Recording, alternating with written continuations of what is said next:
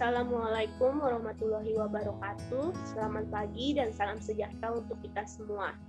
Puji dan syukur kita panjatkan kehadirat Tuhan Yang Maha Esa, karena atas berkat rahmat dan karunia-Nya kami dapat mempresentasikan tugas kami pada hari ini. Kepada yang terhormat Bapak Dr. Chairil Faib Pasani, MSI, dan Ibu Rahmita Nurbaiti, MPD, dan Ibu Juhairiyah, MPD, selaku dosen pengampu mata kuliah profesi kependidikan, serta teman-teman sekalian yang berbahagia. Adapun judul dari tugas kami adalah perbandingan cara mengajar guru tahun 80-an, 90-an, dan 5 tahun terakhir. Kami dari kelompok 11 yang beranggotakan Maulida Hasanah, Made Yohana Santi, Nindita Septiastuti Praktito, Novita Arunina Aulia, Retno Wirnasih, dan saya sendiri Nyomani Yohana Santi. Adapun tujuan pembelajaran kami yaitu 1. Mengetahui pengertian mengajar, 2. Mengetahui perbedaan kurikulum pada tahun 80-an, 90-an, dan 5 tahun terakhir. 3. Mengetahui perbedaan gaya belajar atau cara mengajar guru tahun 80-an, 90-an, dan 5 tahun terakhir. 4. Mengetahui perbedaan karakter guru pada tahun 80-an, 90-an, dan 5 tahun terakhir. Yang kelima, perbedaan yang sangat signifikan dari zaman dulu sampai zaman sekarang. Adapun untuk materi pertama, saya persilahkan kepada Retno Winarsi. Retno Winarsi, saya persilahkan. Baiklah, terima kasih kepada moderator. Di sini saya akan menjelaskan pengertian mengajar. Mengajar ialah aktivitas atau kegiatan kompleks yang dilakukan guru untuk menyampaikan pengetahuan kepada siswa sehingga terjadi proses belajar. Aktivitas kompleks yang dimaksud antara lain, yang pertama, mengatur kegiatan belajar siswa. Yang kedua, memanfaatkan lingkungan, baik ada di kelas maupun di luar kelas. Dan yang ketiga, memberikan stimulus, bimbingan pengarahan, dan dorongan kepada siswa. Konsep modern mengajar adalah peserta didik dapat belajar dan memperoleh pengetahuan, keterampilan, dan juga cara hidup yang diinginkan di masyarakat. Ini adalah proses di mana pelajar, guru, kurikulum, dan variabel lainnya diatur dalam cara yang sistematis dan psikologis untuk mencapai beberapa tujuan yang ditentukan. Nasution 1982.28 mengemukakan kegiatan mengajar diartikan sebagai segenap aktivitas kompleks yang dilakukan guru dalam mengorganisasi atau mengatur lingkungan sebaik-baiknya dan menghubungkan dengan anak sehingga terjadi proses belajar mengajar. Usman 1994.23 mengemukakan mengajar pada prinsipnya adalah membimbing siswa dalam kegiatan belajar mengajar atau mengandung pengertian bahwa mengajar merupakan suatu usaha mengorganisasi lingkungan dalam hubungannya dengan anak didik dan bahan pengajaran yang menimbulkan terjadinya proses pelajaran. Pengertian ini mengandung makna bahwa guru dituntut untuk berperan sebagai organisator kegiatan belajar siswa dan juga hendaknya mampu memanfaatkan lingkungan, baik ada di kelas maupun ada di luar kelas, yang menunjang terhadap kegiatan belajar mengajar. Selanjutnya akan dipresentasikan oleh teman saya. Baik, materi kedua tentang kurikulum.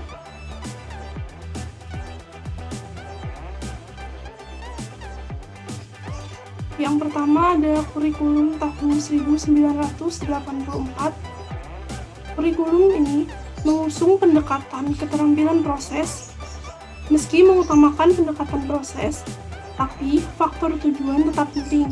Kurikulum ini juga sering disebut kurikulum 1975 yang disempurnakan. Posisi siswa ditempatkan sebagai subjek belajar dan banyak materi pelajaran yang dibebankan pada peserta didik. Yang kelima, menanamkan pengertian terlebih dahulu sebelum diberikan latihan.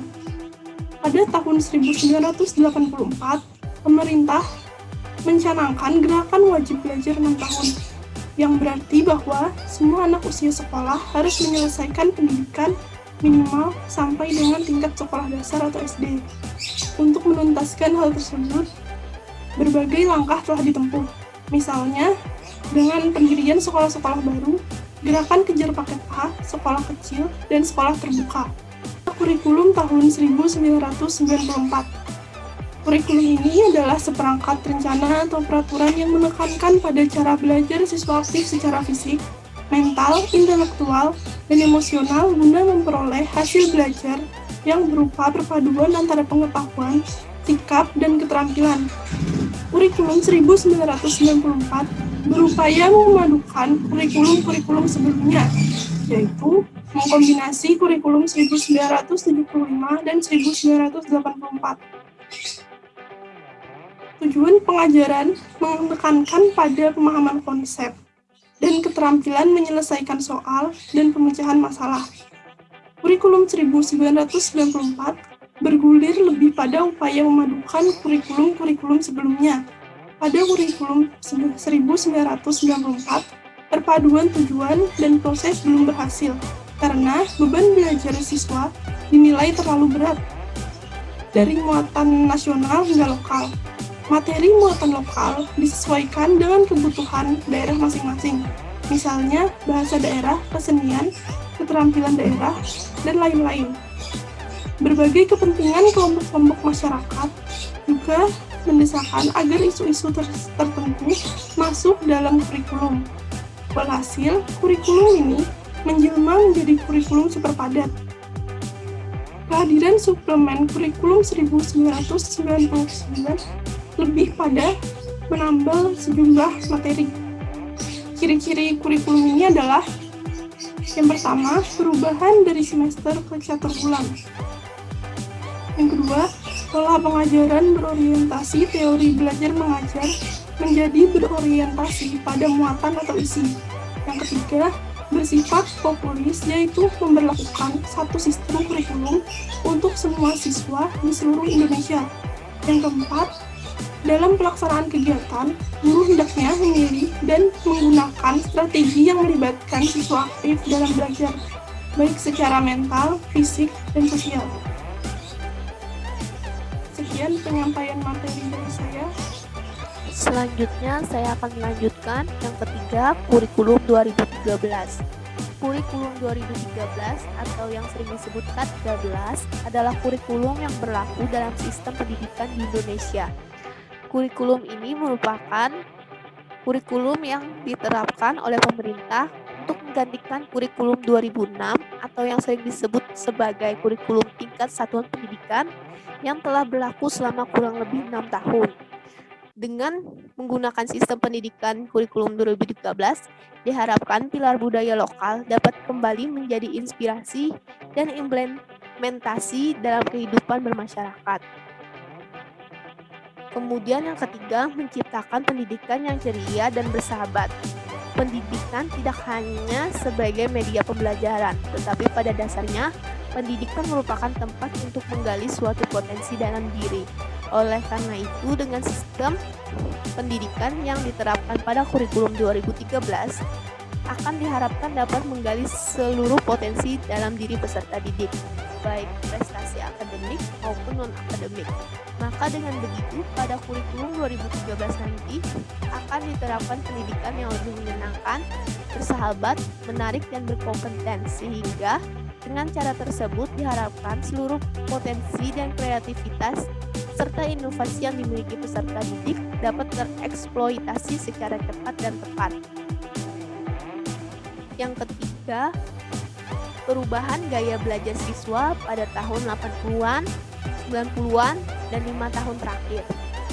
Sistem pendidikan pada tahun 80-an ada 6 dimensi pengembangan sistem pendidikan untuk pendidikan tinggi, yaitu pengembangan ide dasar untuk kurikulum, pengembangan program, rencana, perkuliahan atau satuan pembelajaran, pengalaman belajar, penilaian, dan hasil. Keenam dimensi tersebut dapat dikelompokkan ke dalam 3 kategori, yaitu perencanaan kurikulum, implementasi kurikulum, dan evaluasi kurikulum. perencanaan kurikulum berkenaan dengan pengembangan pokok pikiran atau ide kurikulum, di mana sewenang-wenang menentukan ada pada pengambilan kebijakan untuk suatu lembaga pendidikan. Sedangkan implementasi kurikulum berkenaan dengan pelaksanaan kurikulum di lapangan atau lembaga pendidikan atau kelas, di mana yang menjadi pengembang dan penentu adalah dosen atau tenaga kependidikan. Evaluasi kurikulum sendiri merupakan kategori ketiga, di mana kurikulum dinilai apakah kurikulum memberikan hasil yang sesuai dengan apa yang sudah dirancangkan atau ada masalah lain baik berkenaan dengan salah satu dimensi atau keseluruhannya. Dalam konteks ini, evaluasi kurikulum dilakukan oleh tim di luar tim pengembangan kurikulum dan dilaksanakan setelah kurikulum dianggap cukup waktu untuk menunjukkan kinerja dan prestasinya. Sistem pendidikan zaman 80-an adalah sistem dan lebih berkesan ke arah sistem pembelajaran pada masa itu telah digabungkan, tidak terlalu menjurus di dalam kelas saja. Penggabungan antara dua perkara utama di sekolah ini banyak membantu meningkatkan tahap kecemerlangan para pekerja, tidak kira dalam bidang non-akademik maupun akademik. Selain itu, sistem pendidikan zaman 80-an juga telah banyak memperkenalkan bidang pembelajaran yang lain lebih modern seperti mata pelajaran matematik, sains dan teknologi, kemahiran hidup, dan sebagainya.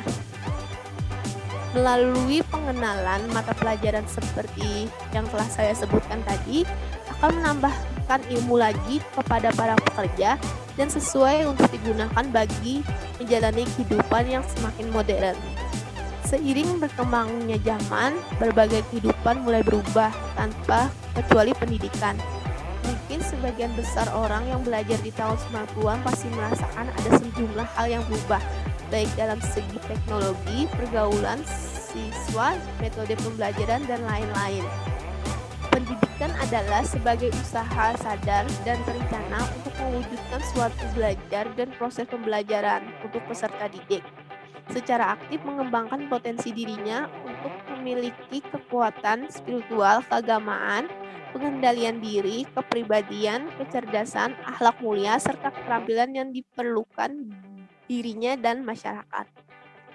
Gaya belajar siswa sendiri terdiri atas 3 kata kunci, yaitu gaya belajar siswa. Gaya menurut siswa bahasa Indonesia dalam jaringan KBBI memiliki arti 1. Kesanggupan untuk berbuat dan sebagainya. Kekuatan.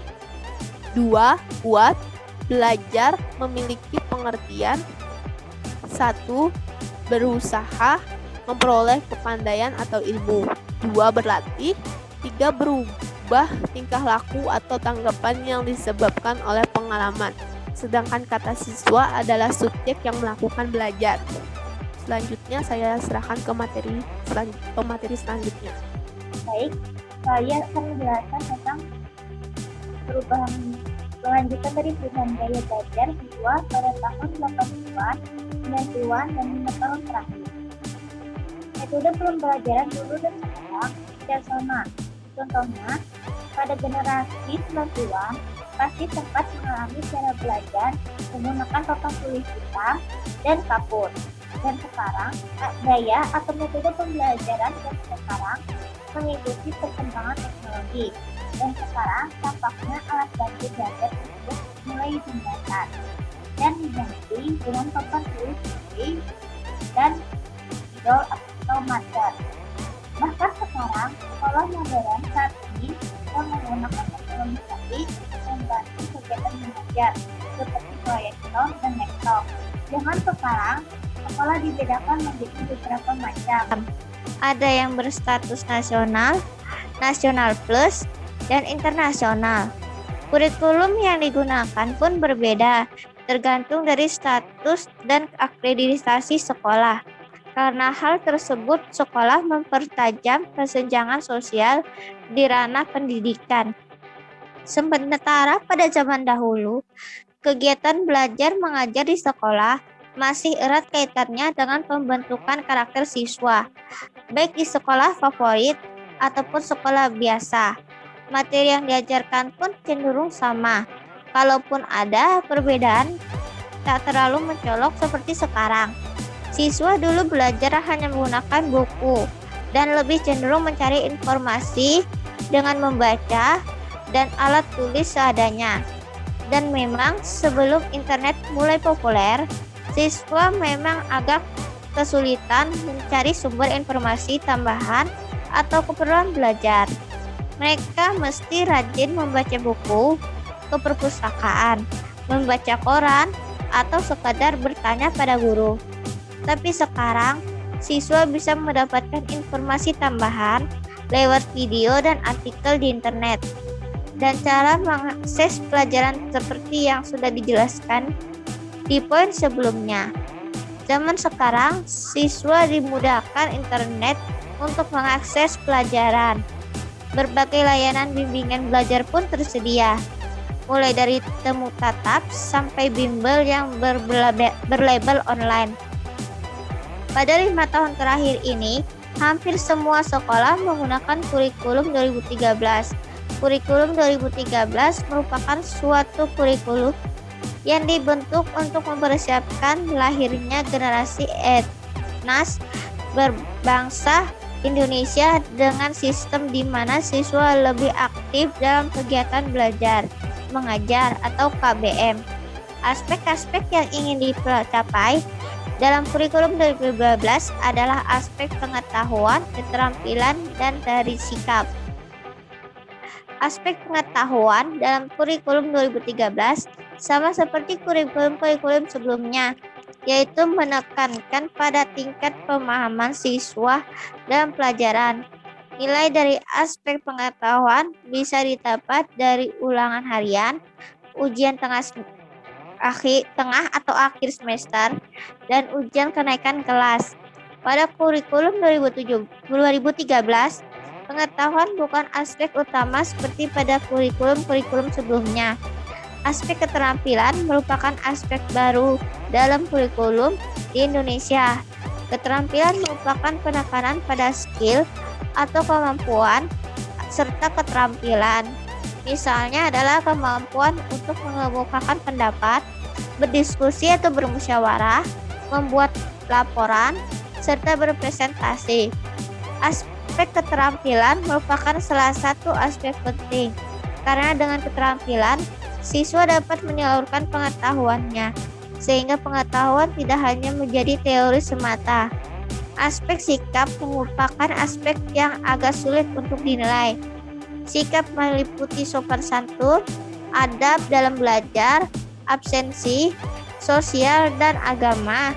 Diperlukan kerjasama yang baik antara orang tua, guru mata pelajaran, wali kelas, dan guru BK agar penilaian aspek ini lebih optimal, agar penilaian sikap dapat diterapkan setiap tatap muka. Guru harus menyiapkan lembur pengamatan atau penilaian sikap. Selanjutnya adalah karakter guru. Menginjak tahun 1980, seorang guru yang mempunyai kemampuan lebih bisa memberikan tes privat di luar jam sekolah. Itu menjadi pemasukan tambahan selain gaji pokok sebagai seorang guru. Di daerah terpencil, tenaga guru sangat dihargai oleh orang tua murid. Guru pada saat itu merupakan suatu profesi yang terhormat karena dianggap memiliki pengetahuan lebih daripada masyarakat setempat. Masyarakat juga menuntut para guru mengajarkan nilai moral kepada anak-anak mereka di samping pengetahuan baca tulis dan berhitung. Selain itu, guru juga punya hak otoriter sebagai pengganti orang tua bila anak berada di sekolah. Cara mendidik mereka lebih banyak menggunakan pendekatan pribadi yang membuat interaksi antara guru dan murid lebih erat. Hal ini terbawa sampai di luar jam sekolah karena kondisi sosial masyarakat yang lebih bersifat kekeluargaan. Sedangkan pada tahun 1990-an, guru menerapkan kegiatan belajar yang cenderung selalu di dalam kelas. Selain itu, guru juga mengajar target berupa materi yang harus dikuasai siswa. Namun kesalahan yang dilakukan siswa dalam memahami pelajaran tidak dianggap kegagalan. Hal tersebut hanya merupakan bagian dari profesi belajar siswa. Siswa juga kerap kali mengikuti kelas bimbingan belajar yang dipandu oleh guru di sekolah. Pada saat itu, lembaga belajar memang sudah ada, tapi masih sangat sedikit. Untuk materi selanjutnya, saya persilakan kepada Maulida Hasanah. Baik, selanjutnya perbedaan-perbedaan yang sangat signifikan dari zaman dahulu sampai zaman sekarang.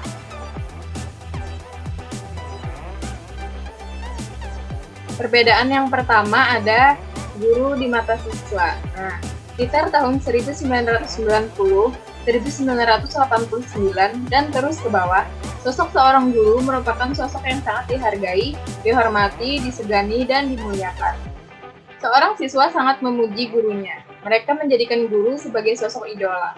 Ketika di luar jam belajar sekolah, seorang siswa tidak berani melewati jalan yang di situ ada guru mereka. Bukan mereka takut, tapi kebanyakan dari mereka malu bertemu guru mereka kalau dari sikap dan perkataan mereka ada yang tidak pantas saat berhadapan dengan guru. Kalaupun mereka harus berpapasan dengan guru, mereka sudah pasti menundukkan kepala dengan penuh rasa hormat. Guru-guru zaman dahulu memang identik dengan ketegasan. Mereka selalu marah apabila ada siswa yang tidak sesuai dengan aturan yang ada. Kemarahan seorang guru zaman dahulu pastinya selalu beralasan. Mereka memarahi siswanya tidak dengan emosi, tetapi memarahi dengan perasaan penuh kasih sayang. Metode mengajar guru zaman dahulu biasa-biasa saja, tetapi guru zaman dahulu mampu melahirkan generasi bangsa yang mulia dan bermartabat. Semua itu tentunya tidak terlepas dari adanya penghargaan seorang guru kepada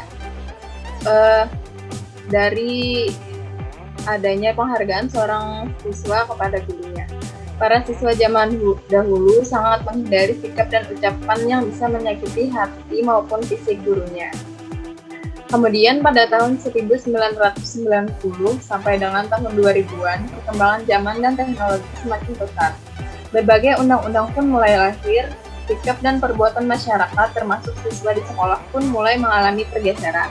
Perjalanan waktu dan kecanggihan teknologi secara langsung maupun tidak langsung mulai mengubah tatanan sosial masyarakat.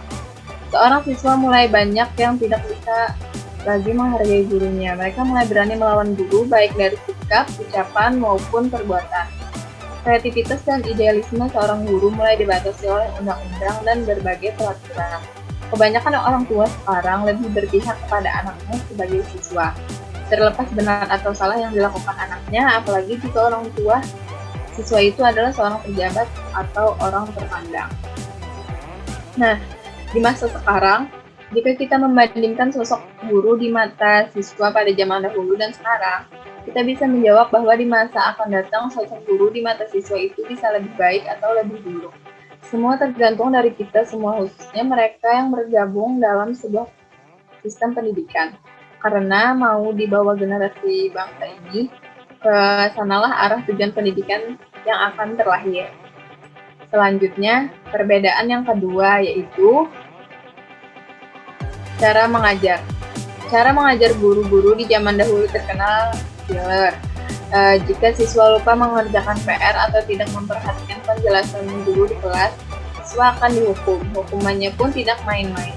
Zaman sekarang, sulit bagi guru untuk menetapkan hukuman seperti itu, karena terkendala isu pelanggaran hak asasi manusia, atau biasa disingkat HAM. Perbedaan lainnya adalah penjelasan yang diberikan oleh guru zaman dahulu sangat rinci. Hal tersebut disebabkan belum banyaknya sumber informasi lain selain dari guru. Tidak seperti sekarang, di mana para siswa dapat mencari bahan belajar dari seluruh dunia melalui internet. Akibatnya, guru-guru zaman sekarang lebih sering menjelaskan suatu materi secara singkat. Selanjutnya, perbedaan yang ketiga, yaitu hubungan guru dengan siswa. Saat ini banyak dari siswa yang bisa mengobrol santai dengan guru. Bahkan mungkin siswa bisa curhat dan bercanda dengan mereka. Lain halnya dengan apa yang dialami siswa-siswa zaman dahulu. Guru-guru zaman dahulu tidak mudah untuk diajak berinteraksi. Mereka sangat amat dihormati oleh siswa-siswanya. Tanpa disadari, hal tersebut menimbulkan adanya jarak pemisah antara guru dan siswa. Akhirnya, siswa tidak bisa berteman dengan guru-gurunya. Materi selanjutnya akan disampaikan oleh Novita Arundina. Kepada Novita, saya persilahkan. Baik, terima kasih. Saya akan melanjutkan perbedaan yang sangat signifikan dari zaman dahulu sampai sekarang. Jadi perbedaan selanjutnya yaitu perbedaan yang keempat, penggunaan teknologi. Guru zaman dulu mengajar dengan media papan tulis dan tanpa bantuan teknologi apapun. Tulisan mereka harus cukup besar untuk bisa dilihat seisi kelas dan suara mereka harus lantang agar semua peserta didik bisa mendengar materi yang diajarkan. Lain halnya dengan guru masa kini yang sudah menggunakan software PowerPoint, proyektor, dan mikrofon saat mengajar. Terlebih lagi, sekarang ada berbagai macam aplikasi canggih yang dapat membantu guru dalam mempersiapkan bahan ajar, menyampaikan pelajaran di kelas, dan memberi penilaian kepada siswanya. Perbedaan selanjutnya yaitu perbedaan kelima, tugas yang diberikan. Zaman sekarang, para guru lebih sering memberi tugas berupa proyek. Selain membuat siswa-siswa lebih kreatif, jenis tugas seperti ini juga bisa melatih kemampuan siswa untuk belajar dalam tim.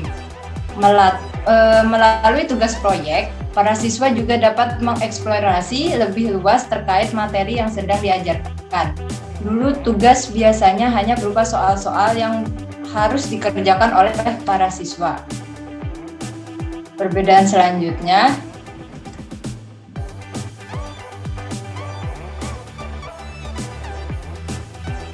yaitu aktif di media sosial. Guru-guru sekarang juga mengikuti perkembangan media sosial. Banyak guru dan siswa yang saling mengikuti di media sosial. Maka, dari itu kehidupan pribadi siswa bisa diketahui oleh guru dengan mudah. Sebaliknya, siswa juga bisa mengetahui kegiatan gurunya lewat media sosial pribadi mereka.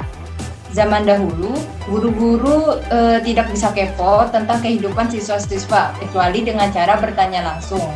Siswa juga dijamin tidak akan tahu kisah hidup guru di luar sekolah. Perbedaan selanjutnya yaitu perbedaan ketujuh, pemberian nilai. Konon, zaman dahulu guru-guru lebih cenderung pelit dalam pemberi nilai pada peserta didiknya. Ada standar tertentu yang harus dicapai oleh siswa apabila ingin mendapatkan nilai di atas rata-rata. Nilainya pun memiliki komponen non-akademik, misalnya kedisiplinan siswa dan ketertibannya di dalam kelas. Dengan begitu, siswa yang mendapat nilai baik tidak hanya pintar, tetapi juga memiliki sikap yang baik. Kini, guru-guru memberi nilai hanya berdasarkan jumlah jawaban benar dan salah dalam ujian atau tugas. Perbedaan selanjutnya yaitu perbedaan ke-8, nasib yang lebih baik. Guru adalah pahlawan tanpa tanda jasa. Dahulu hal ini erat kaitannya dengan kurangnya kesejahteraan hidup orang-orang yang berprofesi sebagai guru. Para guru dinilai tidak mendapatkan imbalan yang setimpal atas jasanya mendidik anak-anak bangsa. Nasib guru sudah semakin baik dengan adanya tunjangan dan kasih. Profesi guru telah dihargai dengan lebih baik oleh pemerintah meskipun belum sempurna. Nah, itu tadi 8 perbedaan guru zaman dahulu dengan zaman sekarang. Namun ada satu hal yang tidak berubah. Guru adalah sosok yang sangat berjasa dalam hidup kita. Mereka memiliki andil dalam kesuksesan yang telah kita raih sampai saat ini. Sekian penjelasan materi saya kembalikan ke moderator. Adapun kesimpulan dari materi hari ini adalah mengajar ialah suatu aktivitas atau kegiatan kompleks yang dilakukan guru untuk menyampaikan pengetahuan kepada siswa, sehingga terjadi proses belajar. Perbandingan cara mendidik zaman dulu dengan sekarang telah mengalami pergeseran.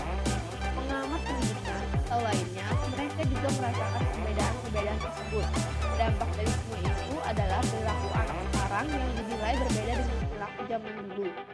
Kalau dinilai secara objektif, tentu saja ada sisi positif dan sisi negatifnya. Tentu saja hal ini menjadi sorotan bagi siswa. Bidang pendidikan untuk dapat